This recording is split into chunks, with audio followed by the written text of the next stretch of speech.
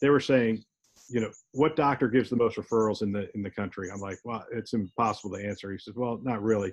The doctor that gives the most referrals of anybody in the country is Google.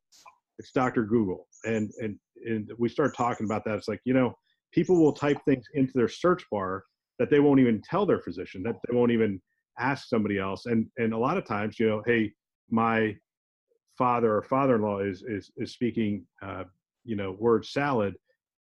Their first inclination is going to be, all right, I'm just going to, hey Siri, this is happening. What's going on? So how do you think about that? Oops, I said, hey Siri, and my phone went.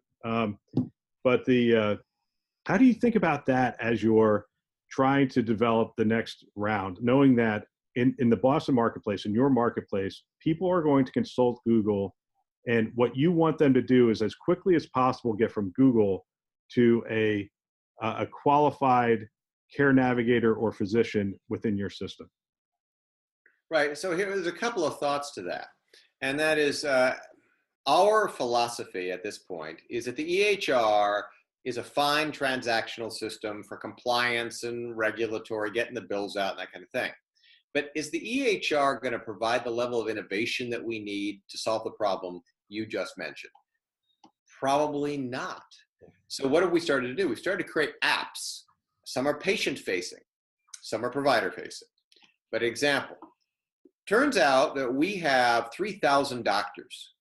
And you may know that I am the internationally recognized specialist on mushroom poisoning for every patient in the United States. Bizarre as that sounds, I do 900 consultations a year. Wow.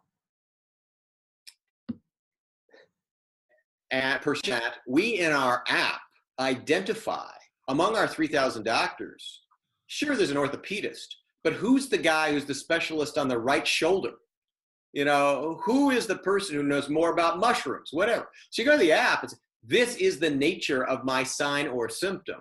And it's not a Google search. It is actually a curated, metadata-driven way of directing you to the right care.